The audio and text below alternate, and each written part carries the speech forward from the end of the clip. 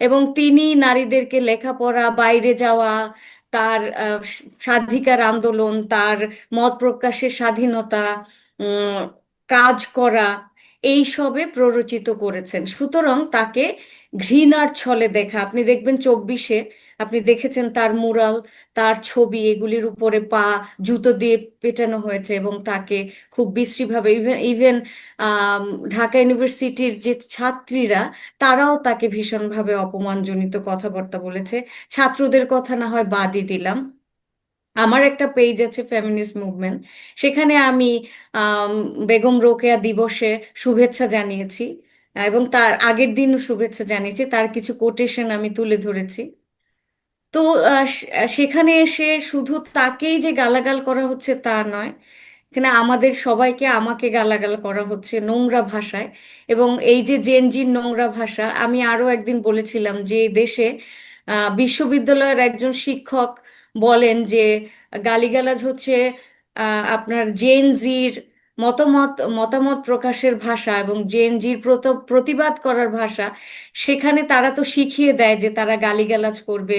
বেগম রোকেয়া যখন নারী জাগরণের প্রতীক, সুতরাং নারীর জাগরণ কেন হবে, নারী কেন কথা বলবে, সুতরাং তাকে গালাগাল করা জায়েজ হয়ে গেছে এখন। এই এই জায়েজটা হচ্ছে সবাই মিলে দীর্ঘদিন ধরে, এবং শিক্ষিত অশিক্ষিত সবাই তাকে কেন হঠাৎ করে ধর্মবিরোধী, কাফের, মুরতাদ হিসেবে উপস্থাপন করা হচ্ছে, এটা আমি আসলে বুঝতে পারছি না। কারণ আমার জানা মতে তিনি একজন একজন প্রপার মুসলিম, এবং তিনি কখনো ধর্মবিরোধী কোনো কথা বলেনি বা ধর্মকে কটাক্ষও করেনি।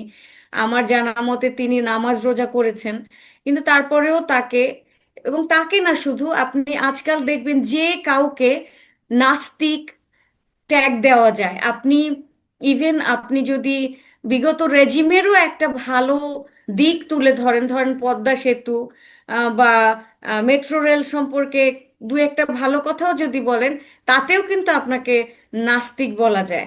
মানে সোজা কথা, তাদের মতবাদের বিরুদ্ধে গেলেই সে নাস্তিক। এই যে সুতরাং এখন হচ্ছে বেগম রোকেয়াকে নাস্তিক বা মুর্দাত হিসাবে তাকে একেবারে প্রতিষ্ঠিত করে ফেলেছেন তারা, খুব দুঃখজনকভাবে।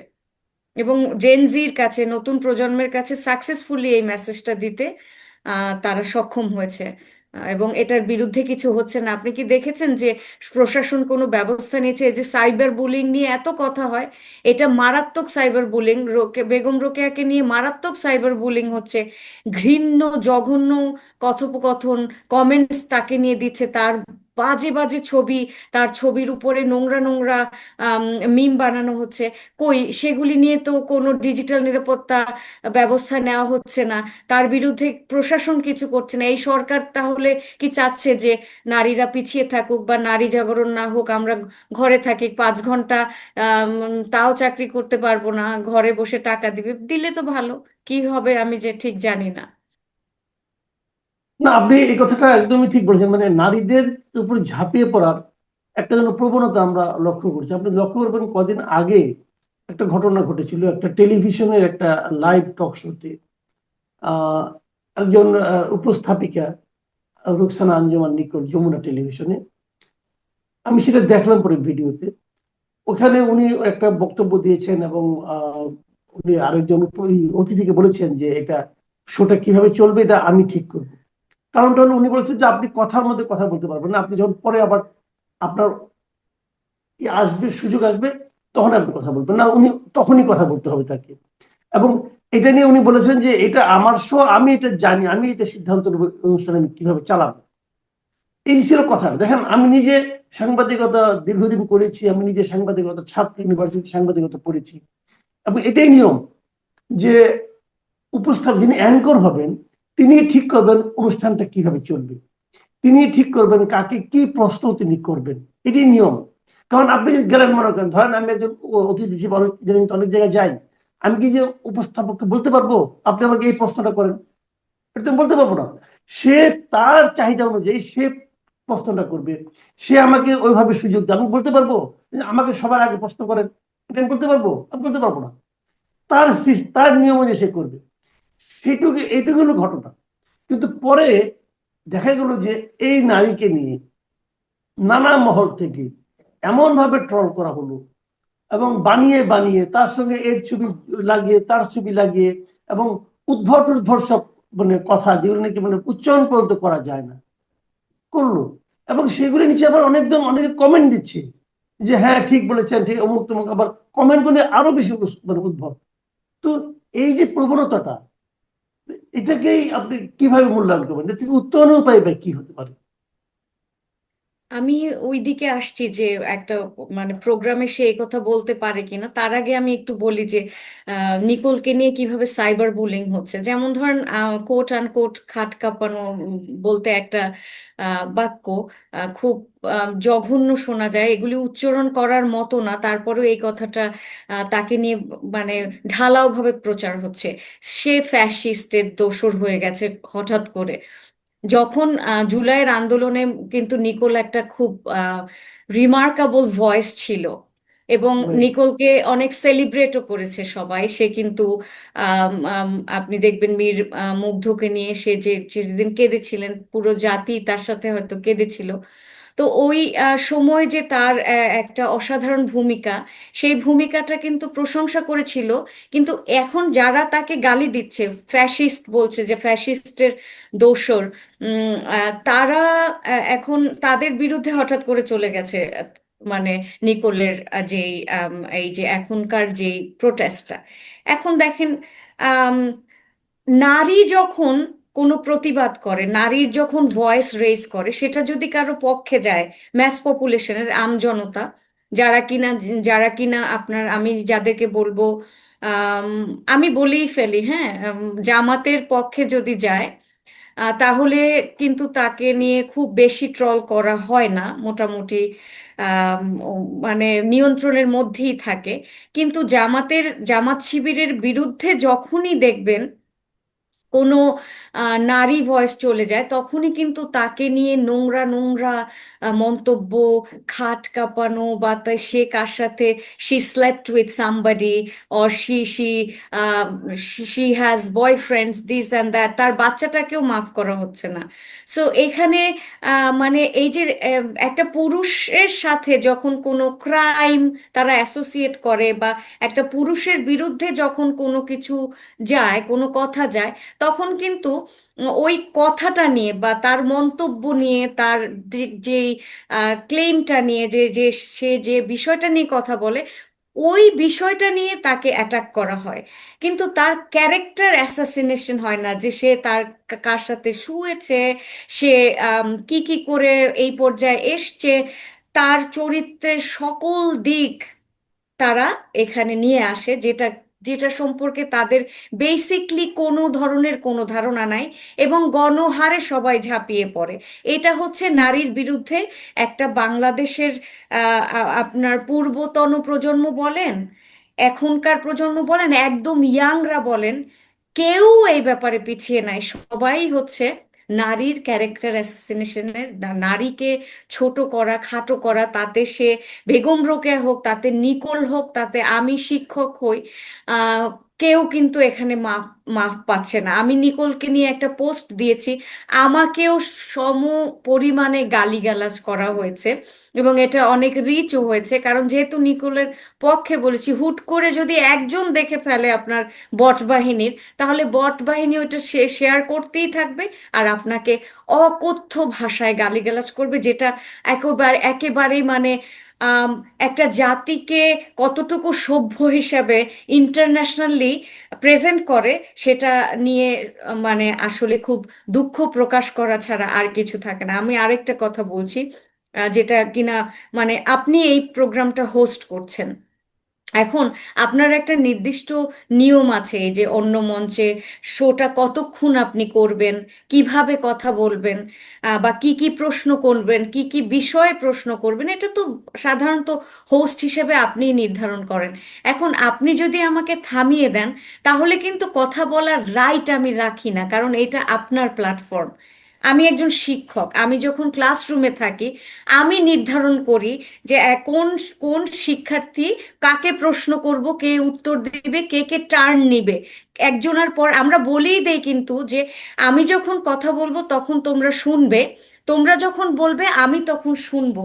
এবং একবারে সবাই মিলে কথা বলবে না, একজনের পর একজন টার্ন নিয়ে কথা বলবে, যাতে তোমরা হ্যান্ড রেইজ করবে, যাতে আমি আহ, কথাটা তোমাদের প্রশ্নের উত্তর দিতে পারি এবং তোমাদের থেকে উত্তরটা নিতে পারি। এটা কি হয়, এটা একটা, এটাকে বলে সিভিল ডিসকোর্স। আপনার লজিক্যাল রিজনিং থাকবে, আমরা যখন কথা বলবো তখন আমরা রিজনটাকে দেখব, লজিকটাকে দেখব, রাদার দেন পার্সোনাল অ্যাটাক করব।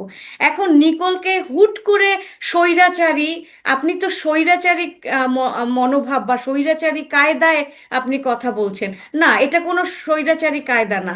এটা হচ্ছে একটা শো, সে একজন হোস্ট, সেই নির্ধারণ করবে তার শোটায় কে কতক্ষণ কথা বলবে। আপনার মনে আছে 24-এ 2 মিনিট করে বা একটা নির্দিষ্ট সময় ধার্য করে দেওয়া হতো, তারপর মাইকটা এবং বন্ধ হয়ে যেত। এর হুম, কারণটা কি? কারণ শো এর একটা নিয়ম শৃঙ্খলা যাতে বজায় রাখে, এটা কিন্তু একটা শৃঙ্খলার অংশ। এবং এই শৃঙ্খলা, এই মেনে চলা, ডিসিপ্লিন মানা মানে কিন্তু আনডেমোক্রেটিক কোনো প্রসেস না। এখন যেটা আমি বারবার বলি যে আমরা গণতন্ত্রকে বুঝি না, আমাদের দেশে গণতন্ত্রকে মবতন্ত্র হিসেবে আমরা এখানে আর কি মপতন্ত্র হিসেবে বিষয়টাকে আমরা প্রচার করার চেষ্টা করছি। এই যে ব্যারিস্টার শাহরিয়ার, উনি ইংল্যান্ডে ছিলেন, উনি একজন ব্যারিস্টার। উনি কি জানে না যে কথা বলার একটা নিয়ম আছে, টার্ন আছে, তার টার্ন কখন আসবে, তাকে কখন সুযোগ দিবে, তখন সে কথা বলবে। তো নিকোল রাইটলি বলতেই পারে যে আমার শোটা আমি যেভাবে চাইবো সেভাবেই আমি আমার শোটাকে নিয়ন্ত্রণ করবো। এখন দেখেন রাষ্ট্র, না রাষ্ট্র কিন্তু আমাকে আপনাকে তার সকল নাগরিকের যে বিহেভিয়ারকে তার বায়ো পাওয়ার দিয়ে নিয়ন্ত্রণ করে। আমাদের যে সাইকোলজি এবং আমাদের বায়োলজি, এটা কিন্তু ফুললি রাষ্ট্র কন্ট্রোল করে। আমরা কিভাবে চলবো, আমরা ট্রাফিক লটা কিভাবে মানবো, আমাদের বিহেভিয়ার কিভাবে হবে, যারা এই যে মিশেল ফুকুর বায়ো পাওয়ারটাকে বোঝে তারা খুব সহজে বুঝবে। আমরা কিন্তু পুরো নিয়ন্ত্রণ, আমাদের ফ্রি উইল কতটুকু আছে বা আমরা কতটুকু নিয়ন্ত্রিত, এই বিষয়গুলি যারা নিয়ে পড়াশোনা করেছে তারা কিন্তু কখনো এই ব্যাপারে এইভাবে মন্তব্যই করবে না। তো ব্যারিস্টার শাহরিয়ার উনি একজন আইনের লোক, একজন আইনের লোক হয়ে উনি তো যেখানে যাচ্ছে যা খুশি তাই বলছেই। উনি হয়তো ভিউ চাচ্ছে, উনি কন্ট্রোভার্সি ক্রিয়েট করতে চাচ্ছে, পপুলার হতে চাচ্ছে, ক্লিক বেইট জার্নালিজম যেটা, সেটা ওনার ক্ষেত্রে হেল্পফুল হবে। যাই হোক, কিন্তু ওনার মতো একজন আইনের ব্যক্তি এই ধরনের একটা কথা বলতে পারে কিনা, হুট করে একজনকে স্বৈরাচারী বলে দেওয়া, তাকে অপমান অপদস্থ করে কথা বলা, তাকে কোনোভাবেই হোস্ট করতে দেয়া হচ্ছে না, তাকে সুযোগে দেওয়া হচ্ছে না, এটা কি পসিবল নাকি? আপনি আমাকে এখন থামালে আমার চুপ করে যেতে হবে, এটাই তো নিয়ম। নিয়মের বাইরে তো আমরা যেতে পারি না। গণতন্ত্র মানে তো এই না যা খুশি তাই করা, যা খুশি তাই বলা, মানে আমার বাক স্বাধীনতা থাকবে। তার মানে এই না যে যাকে খুশি আমি তাকে গালিগালাজ করব, আমি যা খুশি তাই বলবো। তো যা খুশি তাই করা গণতন্ত্রও নয়, আর যা খুশি তাই বলা বাক স্বাধীনতাও নয়। মানুষের নিয়ন্ত্রণ থাকতে হবে। নিয়ন্ত্রণ, যেই জায়গায় আমরা যাই, আমরা যদি একটা অফিসে জবও করি, সেই অফিস যেভাবে চায় আমরা কিন্তু সেভাবেই নিয়ন্ত্রিত হই। এইভাবেই দুনিয়াটা চলে। তার মানে আপনি বলতে চাচ্ছেন যে তারা মপতন্ত্রকে গণতন্ত্র হিসাবে চালিয়ে দেওয়ার চেষ্টা করছে, প্রচারের চেষ্টা করছে। জি, অনেক দিন ধরে সেটাই আমরা হচ্ছে, আরেকটা তথ্য 24-এর পর আসি। থেকে তাই হচ্ছে। তো আপনি নিজে তো একজন শিক্ষক, আমরা লক্ষ্য করেছেন যে গতকালকে ঢাকা বিশ্ববিদ্যালয়ে একজন শিক্ষকের আহ বিষয়ে একটা ঘটনা ঘটেছে। একজন ছাত্র ওনাকে ধাওয়া করেছে, ওনাকে ধরিয়ে দিতে চেয়েছে। উনি নাকি নীল দলের শিক্ষক, আওয়ামী ফ্যাসিস্টদের শিক্ষক, এবং ওই সময় উনি কি কি মন্তব্য করেছেন, সেই মন্তব্যের প্রেক্ষিতে তার ইউনিভার্সিটিতে ঢোকা নিষেধ। উনি যে করেছেন, উনি একজন ডাকসুর প্রতিনিধি, একজন স্টুডেন্ট, ডাকসু হোক আর যাই হোক, উনি একজন স্টুডেন্ট। একজন স্টুডেন্টের কি এই দায়িত্ব যে একজন শিক্ষককে ঢাকা বিশ্ববিদ্যালয়ে ঢুকতে না দিতে পারা, না দেওয়ার? এই দায়িত্বটা ওনাকে কে দিল? অথবা আপনি একজন শিক্ষক হিসেবে আপনি কিভাবে এটাকে মূল্যায়ন করবেন?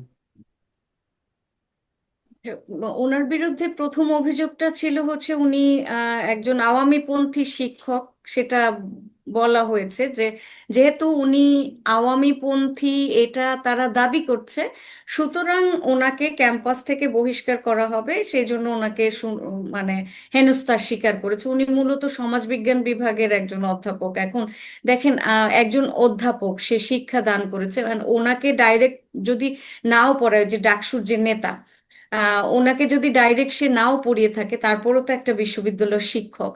আপনি দীর্ঘদিন ধরে হয়তো খেয়াল করেছেন, আমি খেয়াল করেছি বাংলাদেশে 24-এর পর থেকে যে হঠাৎ করে শিক্ষকদের হেনস্থা করা, শিক্ষকদের গলায় জুতার মালা পরিয়ে দেওয়া, শিক্ষকদেরকে মানে মব তৈরি করে, সন্ত্রাস তৈরি করে তাদেরকে ক্যাম্পাস থেকে, স্কুল থেকে বিভিন্ন প্রধান শিক্ষককে হচ্ছে জোর করে ঘাড় ধাক্কা দিয়ে তাড়িয়ে দেওয়া। তো এই মানে আপনি দেখেছেন, হয়তো ওনার ভিডিও কিছু আমি দেখেছি, আমি ওটা নিয়ে ছোট্ট করে একটু লিখেও ছিলাম যে ওনাকে যেভাবে ধাওয়া করছে, এইভাবে ধাওয়া করার কোনো অধিকার কি সে রাখে কিনা? ডাকসুর নেতাদের আসলে কি কি ডিউটি সেটাও একটু জানা দরকার। তাদের কি ডিউটি এটা যে তারা মব তৈরি করে তাদের শিক্ষকদেরকে, যেহেতু তারা অপর পক্ষ, তারা মনে করে যে তারা ফ্যাসিস্ট, ফ্যাসিস্টের দোসর, সেটা যেহেতু মনে করছে, সেহেতু তারা নিজেরাও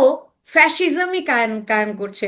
যখন একজন ব্যক্তি একজন শিক্ষককে ফ্যাসিস্ট বলে তাকে ধাওয়া করে, একজন শিক্ষককে, একটা সিনিয়র পার্সনকে, একজন প্রফেসরকে, তখন সেও কিন্তু ফ্যাসিস্ট পরিচয়ও দিচ্ছে। তার পরিচয়টা কি হয়? সেও তো ফ্যাসিজমের একটা অংশ হয়ে দাঁড়ায়। কারণ হচ্ছে সে তো আইন হাতে তুলে নিতে পারে না। আমি বরাবর বলি যে আমি ক্যাম্পাসে দলীয় রাজনীতি কখনো মানে সাপোর্ট করি না। সাপোর্ট না করার পেছনে কারণ হচ্ছে এইগুলি। একটা মানে জামাত শিবিরের যে ছাত্র সংগঠন, তারা যখন ডাকসুর নেতা হয়, তখন যা অন্য দল, যখন অন্য দলের তো শিক্ষা, এখানে তো দলীয় রাজনীতি হয় ক্যাম্পাসের মধ্যে।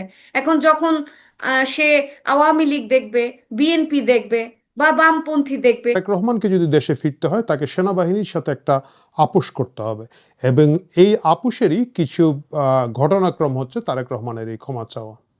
প্রিয় দর্শক, আপনাদের অনেকেরই হয়তো মনে আছে এবং অনেকের হয়তো মনে নাই, তারেক রহমানকে 111 সরকার গ্রেফতার করেছিল এবং ব্যাপক টর্চার করেছে, এবং সেই গুরুতর টর্চারে তার কোমর এবং তার মেরুদণ্ডে স্থায়ী আঘাত পেয়েছেন বলে আমরা জানি, এবং দীর্ঘদিন ধরে তিনি ইউকেতে চিকিৎসা নিচ্ছিলেন। এখন যদিও তার চলাফেরা দেখা যায় যে তিনি সুস্থ আছেন, কিন্তু বোঝাই যায় যে তার সেই ভীতির জায়গাটা এখনো রয়ে গেছে, এবং সেই ভীতি আছে বলেই 5 আগস্টের পরের এত অনুকূল পরিবেশের মধ্যেও তিনি দেশে ফিরে আসার সাহস পাচ্ছেন না।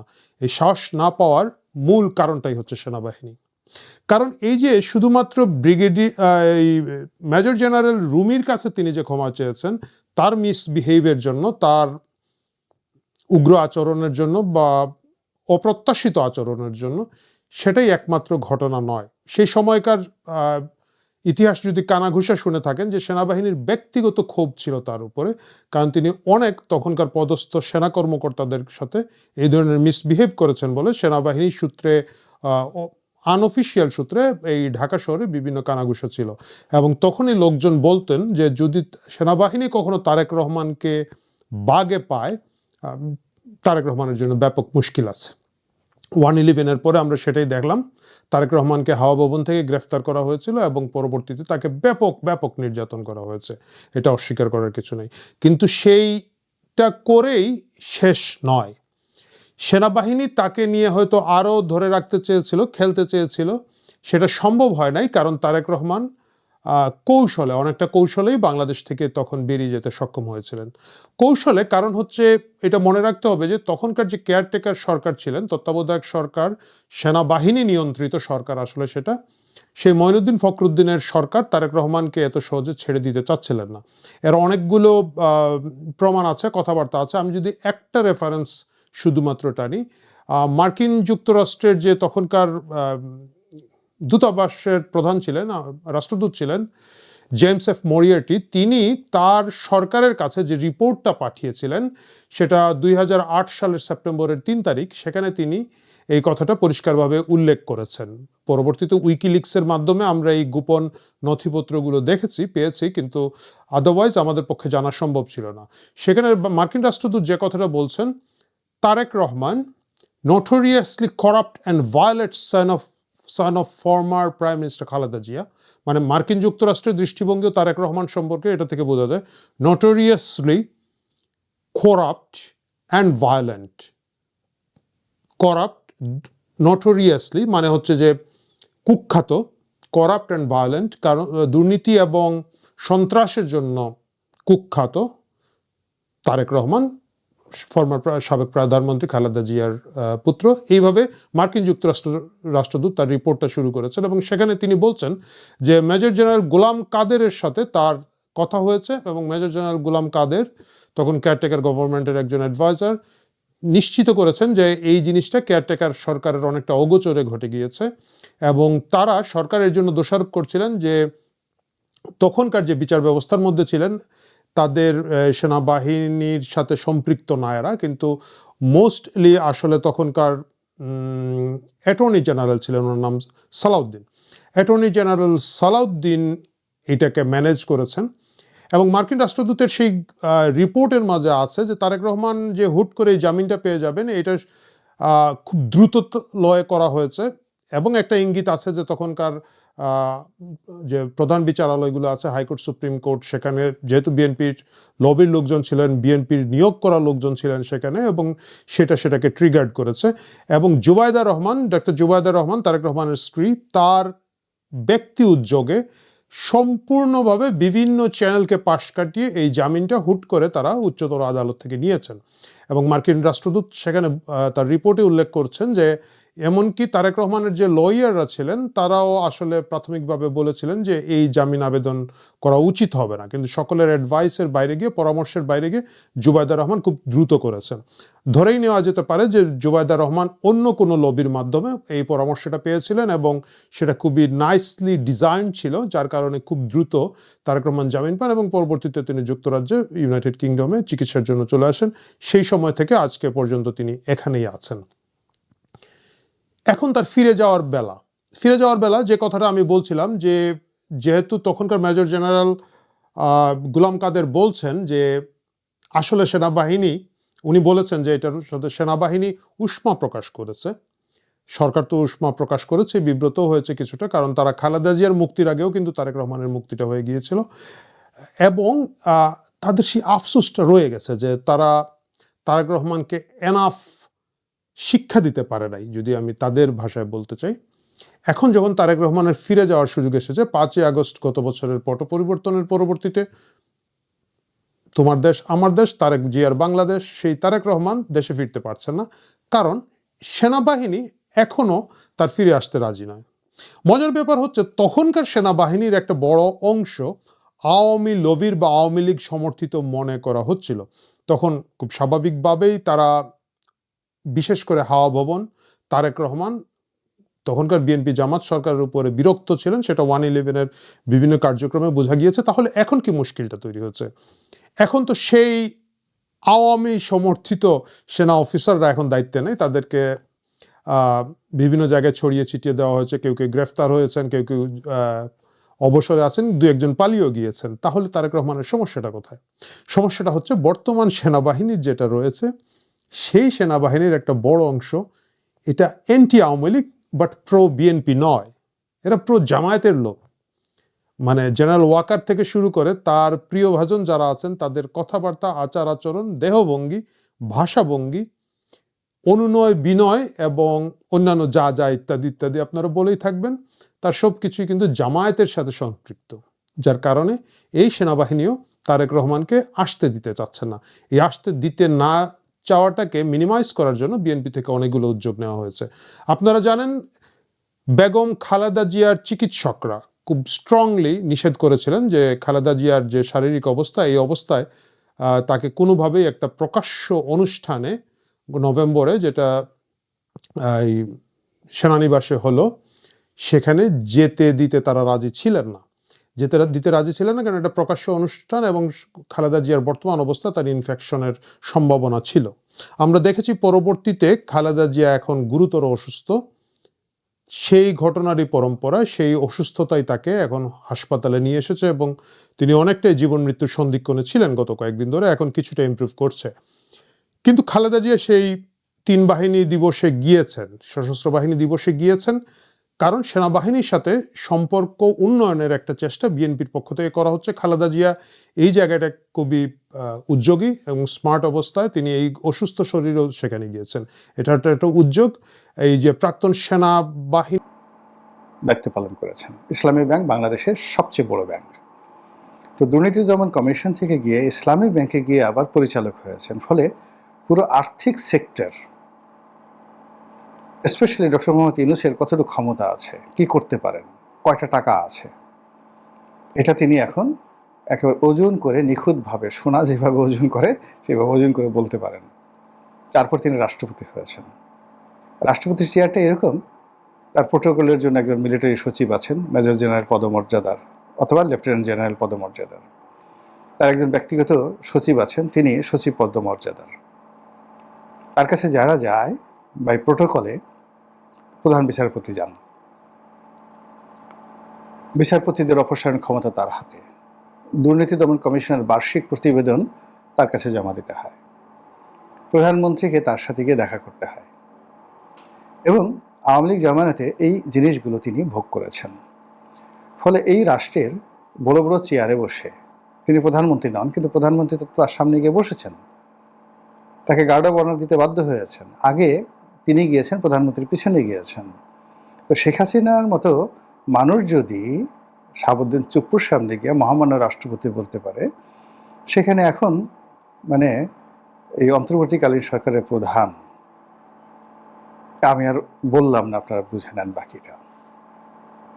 তো সেই অর্থে শাহাবুদ্দিন চুপ্পুর এই কাহিনী বলার অর্থ যে তাকে আপনি যত ইজি মনে করেছেন, যত চুপচাপ মনে করেছেন, আসলে তিনি তত চুপচাপের মানুষ নন।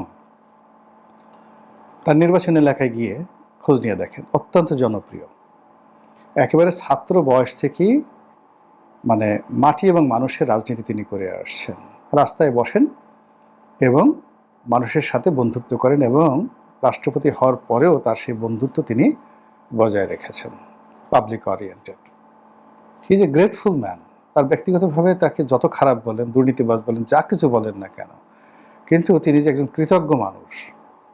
কৃতজ্ঞ মানুষ মিন্স তার জন্য যারা যারা করেছে সবার কথা তিনি স্মরণ রাখেন এবং সেই সম্পর্ক তিনি বজায় রাখেন। তো সেই মানুষটিকে আপনি ওজন করতে পারেননি। আপনি যদি প্রথম দিন তাকে বের করে দিতেন, ইট ওয়াজ এ গুড ডিসিশন। কিন্তু তারা সেখানে রেখে অপমান করেছেন, কষ্ট দিয়েছেন, তাকে বারবার ভয় দেখানোর চেষ্টা করেছেন, কিন্তু ভয় পাওয়ার মানুষ না। তিনি ভয় না পেয়ে অপমানিত হয়েছেন। তাকে নির্বিষ করার চেষ্টা করেছে, তার মিডিয়া কেড়ে নেওয়া হয়েছে। কিন্তু তার মিডিয়া কেড়ে নেওয়ার পরেও তিনি কি করে রয়টার্সের সাক্ষাৎকার দিলেন। আর এই যে ৬-৭ মাস যাবৎ সে চুপচাপ থেকে রয়টার্সে একটা সাক্ষাৎকার দিয়ে এখন সারা দুনিয়া তোলপাড় করে ফেলছেন। রয়টার্সের সাক্ষাৎকার বাংলাদেশের সব পত্রিকায় ছাপাতে বাধ্য, তারা ছাপিয়েছে, মাসে চাকরি থাকবে না। আর সঙ্গে সঙ্গে আন্তর্জাতিক মিডিয়া, বিবিসি, সিএনএন থেকে শুরু করে বাংলাদেশ সংক্রান্ত যত কিছু আছে সব জায়গায় এই রিপোর্ট চলে গেল। ফলে ডক্টর মোহাম্মদ ইউনূসের সরকার তার প্রেস উইংসকে সরিয়ে এনে গত সেই 7 মাসে তার যতটুকু ক্ষতি করেছেন তার 7,000 গুণ ক্ষতি করে দিলেন ডক্টর মোহাম্মদ ইউনূসকে জাস্ট একটা রয়টারের সাক্ষাৎকার দিয়ে। তো he is not a simple man. এখন এই সময়টিতে এসে তিনি এই রয়টার্সের সাক্ষাৎকার দিয়ে তিনি বললেন যে আমি অপমান বোধ করেছি, আমি চলে যেতে চাই, আমার দায়িত্ব এবং কর্তব্য আছে, এই জন্য ইলেকশনটি পর্যন্ত আমি অপেক্ষা করব, এরপর আমি চলে যাব, এটা আমার ভালো লাগছে না। এরপর তিনি যে জিনিসগুলো বলেছেন সেটা হলো সরাসরি ডক্টর মোহাম্মদ ইউনূসকে আক্রমণ করেছেন, নজিরবিহীন। বলেছেন যে তার ব্যবহারে বা এই সরকারের ব্যবহারে তিনি ভীষণ রকম অসন্তুষ্ট। তার যে প্রাপ্য সম্মান মর্যাদা তিনি পাননি, তার অধিকার হরণ করা হয়েছে। যেমন তিনি তার দপ্তর থেকে চিঠি দিয়েছেন, সেই চিঠির উত্তর এই সরকার দেয়নি।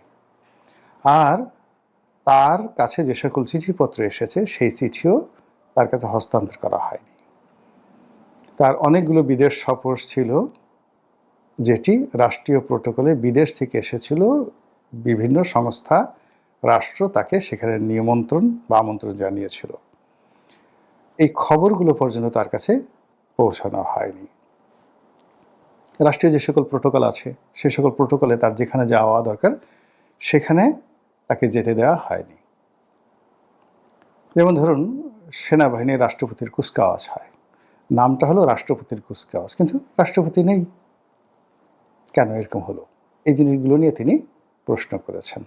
ঠিক এমন একটা সময়টিতে যখন সবকিছুই একটা বেহেশত দোজখের মাঝামাঝি জায়গাতে আছে।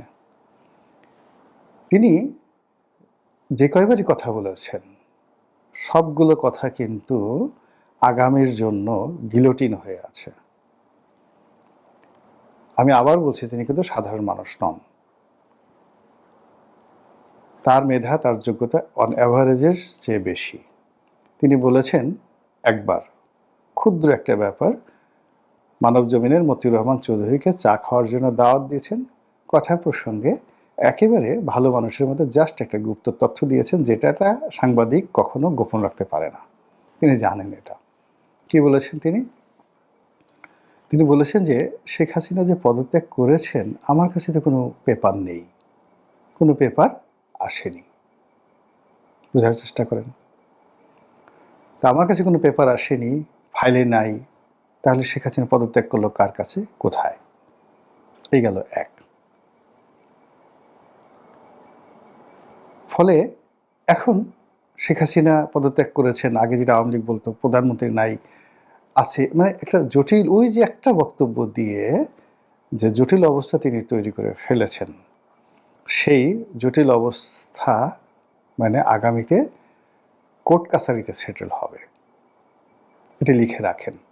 মানে ভবিষ্যতের যারা মানে মানে গিলোটিন তো আপনারা জানেন, একটা গিলোটিন মার্কা তিনি চাল দিয়ে রেখেছেন এবং বক্তব্য দিয়ে রেখেছেন। বেশি কথা বলার দরকার নাই তো, আমাদের মতো সারাদিন বকর বকর করার দরকার নেই, একটা বললেই হয়ে গেল।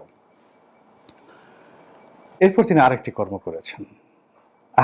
কর্ম করেছেন, সেটি হলো যখন সরকার গঠন নিয়ে আলাপ আলোচনা হচ্ছিল, সরকার কিভাবে হবে ইত্যাদি ইত্যাদি সবকিছু, সবাই দিশেহারা।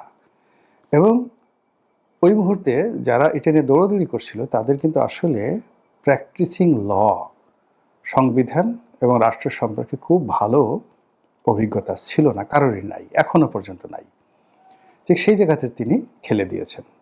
বুদ্ধি এমন একটা জিনিস, মানে আপনার যদি বুদ্ধি থাকে তাহলে আপনি যে কোনো বেকুব সম্রাট, দুনিয়ার সম্রাট, তাকে দিয়ে আপনার জুতো পলিশ করাতে পারবেন।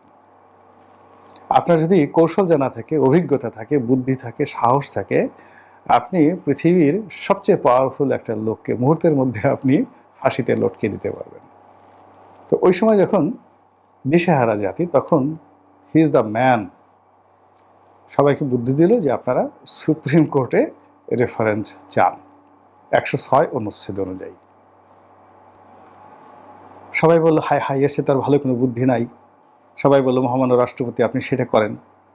এই 106 অনুচ্ছেদে সেই সুপ্রিম কোর্টে রেফারেন্স চাওয়া হইল এবং সেটি করার জন্য তড়ি ঘড়ি করে, মানে রাষ্ট্র গঠনের আগে, সরকার গঠনের আগে অ্যাটর্নি জেনারেল নিয়োগ দেওয়া হলো এবং এমন একজনকে অ্যাটর্নি জেনারেল নিয়োগ দেওয়া হলো একেবারেই তরুণ। এই অ্যাটর্নি জেনারেলের অফিস, তারপরে মানে তিনি নির্বাচন করবেন, ভালো লয়ার, আমার খুব মানে কাছের মানুষ, কিন্তু এই রাষ্ট্রীয় যে কূটচালগুলো রয়েছে, বিচারিক যে কূটচালগুলো রয়েছে, ওটা এখন তিনি যেভাবে বুঝেন ওই সময়টাতে তিনি বুঝে উঠতে পারেননি। তারেক রহমান, শফিকুর রহমান, নন্নকু, আপনি যদি দল, ইতিহাস, বাংলাদেশের আদর্শ, ভবিষ্যৎ, বর্তমান চিন্তা করেন, কেউ যদি বলেন ইয়েস তারেক রহমানের ভুল ত্রুটি সমালোচনা নিয়ে আপনি করতেই পারেন, আমরাও করি, কিন্তু তারেক রহমানের কি কোনো বিকল্প এই মুহূর্তে আছে? বিকল্প থাকা উচিত ছিল, থাকা জরুরি, তারেক রহমানের জন্য জরুরি। কিন্তু বাস্তবতা হচ্ছে আপনি যখন তারেক রহমানকে নিয়ে কথা বলবেন, এর মানে এই নয় আপনি তার অন্ধ ভক্ত, আবার এর মানে এই নয় যে তাকে আমার বিরোধিতা করতেই হবে। তুলনামূলক বিচারে দেশের স্বার্থে এই মুহূর্তে নেতৃত্ব দেওয়ার সক্ষমতা কার আছে, সেই জনসমর্থন কার আছে, সেই সাংগঠনিক শক্তি কার আছে, এগুলো আমার মনে হয় একটু বিবেচনা করা দরকার।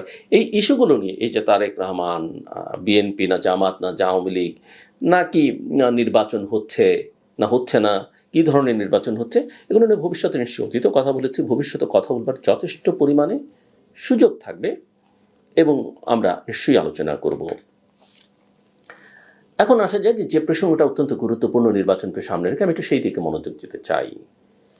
ত্রয়োদশ জাতীয় নির্বাচনের তফসিল ঘোষণার আগেই এটা পরিষ্কার হয়ে গেছে যে বা গেছিল যে এই ভোট হবে অনুপস্থিত নৌকার ছায়ার নিচে। আওয়ামী লীগ কার্যক্রমে নিষিদ্ধ দলীয় নিবন্ধন ঝুলে আছে যুদ্ধাপরাধ ও মানবাধিকার লঙ্ঘনের মামলার ছায়ায়। যুদ্ধাপরাধ এই কারণে বলছি যে আইসিটি যে অ্যাক্ট বা আদালত, সেটা মূলত যুদ্ধাপরাধকে কেন্দ্র করে এবং সেই আদালতেই বিচার হচ্ছে এদের, অর্থাৎ শেখ হাসিনা সহ তার সহযোগীদের। সে কারণেই এই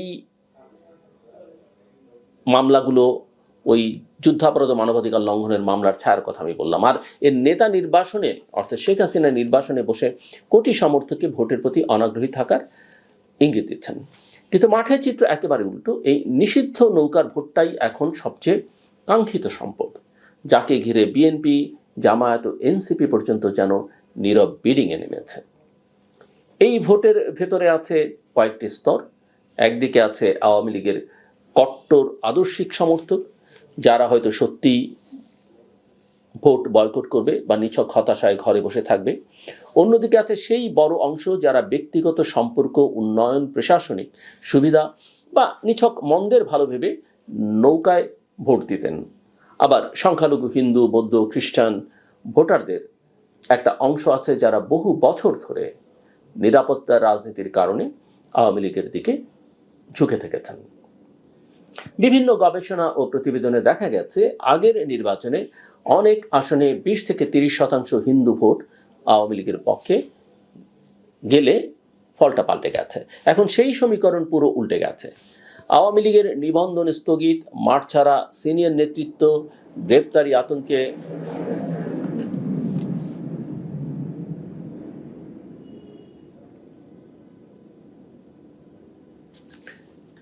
আতঙ্কে পলাতক স্থানীয় সংগঠক, এই শূন্যতার ভেতরেই হঠাৎ নিজেদের নিরাপত্তাহীন মনে করছে এই ভোট ব্যাংকের বড় অংশ। এদের কারো বাড়িঘর, দোকান, জমি রক্ষা পায় রাজনৈতিক মুখ বদলানোর বিনিময়ে, কারো আবার টিকে থাকার শর্ত হয়ে দাঁড়ায় নতুন ক্ষমতার সঙ্গে সমঝোতা। ফলে যে ভোট একসময় আইডেন্টিটি দিয়ে নির্ধারিত হতো, আর সেটি ক্রমশ সিকিউরিটি ড্রিভেন ভোটে রূপ নিচ্ছে। এই সুযোগে ইসলামপন্থী দলগুলো, বিশেষ করে জামায়াত, নতুন কৌশল নিয়েছে। আন্তর্জাতিক ও আঞ্চলিক গণমাধ্যমের রিপোর্ট বলছে আওয়ামী লীগ অনুপস্থিত থাকায় হিন্দু ভোটকে আশ্বস্ত করে নিজেদের নিরাপত্তার গ্যারান্টার হিসেবে তুলে ধরছে জামায়াত নেতারা। প্রকাশ্য সভায় তারা বারবার বোঝাচ্ছেন আওয়ামী লীগ না থাকলে সংখ্যালঘুরা তাদের কাছেই সবচেয়ে নিরাপদ থাকবে। শুধু কথায় নয়, তা বাস্তবে নামাতে খুলনা 1-এ কৃষ্ণনন্দীকে প্রার্থী করে এক ধরনের প্রতীকী মেসেজ দিতে চেয়েছে দলটি। আমরাও সংখ্যালঘু প্রার্থী দাঁড় করাই। এটা নতুন কিছু নয়, কিন্তু প্রেক্ষাপটটা নতুন।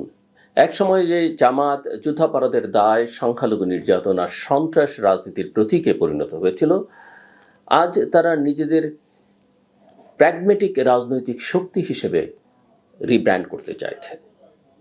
একদিকে ট্রাইব্যুনালের মামলা থেকে নিজেদের দূরে রেখে, অন্যদিকে বাস্তবে স্থানীয় পর্যায়ে আওয়ামী লীগ নেতাকর্মীদের জামিন, থানা থেকে ছাড়িয়ে আনা, ব্যবসা ফিরিয়ে দেওয়ার মতো ভূমিকা নিয়ে তারা একটা ডিল ভিত্তিক রাজনীতি গড়ে তুলেছে। এতে আলাদা আদর্শিক আস্থার চেয়ে বেশি গুরুত্ব পাচ্ছে লেনদেন, প্রোটেকশন আর লোকাল পাওয়ার ব্রোকারেজ। মাঠের আরেক প্রান্তে আছে এনসিপি, যারা জুলাই অভ্যুত্থানে বীর ছাত্রনেতা পরিচয় নিয়ে উঠে এসেছিল। আজ তাদের অনেকেই আবার একই আওয়ামী ভোট ব্যাংকের একটা অংশকে নিজের দিকে টানার চেষ্টা করেছেন। এনসিপির ভেতরে সাবেক ছাত্রলীগ, শিবির, ছাত্র অধিকার, ছাত্র ইউনিয়ন সব মিলিয়ে এক ধরনের হাইব্রিড নেতৃত্ব গড়ে উঠেছে। এর ফলে তারা যুক্তি দাঁড় করাচ্ছে যে আগের বিভক্ত ক্যাম্পের যুবকদের এক জায়গায় এনে তারা নাকি নতুন জাতীয় প্ল্যাটফর্ম দাঁড় করিয়েছে। কিন্তু বাস্তবে এই কম্বিনেশন অনেক ভোটারের মনে উল্টো সন্দেহ তৈরি করছে। এই দল ঠিক কোন মূল্যবোধের প্রতিনিধিত্ব করে? বিএনপি একদিকে নিজেদের মুক্তিযুদ্ধপন্থী শক্তি হিসেবে হাজির করতে চাইছে, অন্যদিকে নৌকার ক্লিন ইমেজের লোকদের স্বাগত জানিয়ে একটি সফট রিঅ্যালাইনমেন্ট তৈরির চেষ্টা করছে। হিন্দু প্রতিনিধি সম্মেলন, সংখ্যালঘুদের বিশেষ আস্থা অর্জনের উদ্যোগ, মাঠে তাদের খাওয়ানো দাওয়ানো সবই এক ধরনের সিগন্যাল পলিটিক্স। বার্তা একটাই, আওয়ামী লীগ সরকারে থাকুক বা না থাকুক, তাদের যে অংশ কখনো জোট ভিত্তিক বা ট্যাকটিক্যাল ভোট দিয়েছে, এবার সেই জায়গাটা বিএনপি পূরণ করতে চায়। অর্থাৎ একটা সেন্ট্রিস্ট পলিটিক্স তারা করতে চায়। কিন্তু এই পুরো প্রতিযোগিতার ভেতরে একটা মর্মান্তিক সত্য বারবার বেরিয়ে আসে। সংখ্যালঘু সম্প্রদায়ের কাছে নির্বাচন মানেই উৎসব নয়, আতঙ্ক। সাম্প্রদায়িক হামলা, মন্দির ভাঙচুর, বাড়িঘর পুড়িয়ে দেয়া, মিথ্যা মামলা, এসব স্মৃতি তাদের মনে এত ঘন বাসা বেঁধে আছে যে তারা এখন ভোটের আগে নিজেরাই হিসেব কষে দেখছে ভোট দিতে গিয়ে আবার টার্গেট হয়ে যাবে কিনা। বিভিন্ন প্ল্যাটফর্মের আলোচনায় বারবার উঠে এসছে যে সংখ্যালঘুরা শুধুই ভোটে ডিসাইডিভ ফ্যাক্টর নয়, তারাও নাগরিক। তাদের নিরাপত্তা ও মর্যাদা নিশ্চিত না করে শুধু ভোট চাইলে সেটা এক ধরনের রাজনৈতিক ভণ্ডামি থেকে যায়। আর মবের ভয়ে অনেকে এবার ভোট দিতে যাবেন কিনা সেই প্রশ্ন অনেকে তুলছেন। তার উপরে আছে সোশ্যাল মিডিয়ার ট্যাগিং কালচার। কেউ আওয়ামী লীগ সমর্থকদের নিরাপত্তা বা অন্তর্ভুক্তির কথা বললেই তাকে লীগের দোসর, ভারত ঘেঁষা বা আরও নানা লেভেল ঝুলিয়ে দেওয়া হয়। কেউ আবার জামায়াতের সঙ্গে ট্যাকটিক্যাল সমঝোতা নিয়ে প্রশ্ন তুললে তাকে ইসলাম বিরোধী বা বিদেশি এজেন্ট বানিয়ে ফেলা হয়। ফলে দেশ যে মুহূর্তে একটা ঠান্ডা মাথার নীতি নির্ভর আত্মসমালোচনা চাই, দেশের যেটা দরকার, ঠিক সেই মুহূর্তেই যুক্তির জায়গা চেপে বসছে অ্যালগোরিদম চালিত আবেগ আর ষড়যন্ত্র কাহিনী। এ অবস্থায় আমি মনে করি নিষিদ্ধ নৌকার ভোট নিয়ে শুধু কে কতটা গিলবে, কে কতটা কেটে নেবে, এই অঙ্কে আটকে থাকলে ভুল হবে। আসল প্রশ্ন অন্য জায়গায়। প্রথমত, আওয়ামী লীগের অপরাধী অংশ, গুম খুন, বিচার বহির্ভূত হত্যাকাণ্ড, দুর্নীতি, রাষ্ট্র দখলের রাজনীতি, এদের ব্যাপারে কোনো আপোষ চলবে না। আন্তর্জাতিক মানদণ্ড মেনে তদন্ত ও বিচার হওয়া দরকার।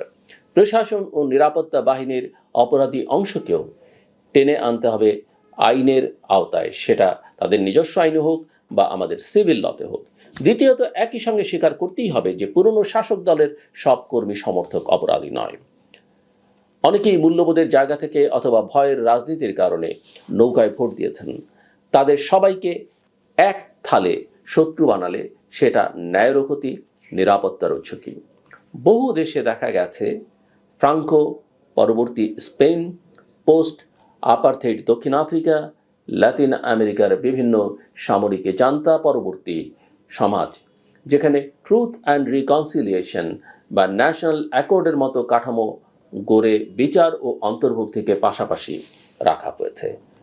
অপরাধীকে বিচারের মুখে দাঁড় করানো হয়েছে, কিন্তু কেবল মতাদর্শগত সমর্থক বা ভিন্ন রাজনৈতিক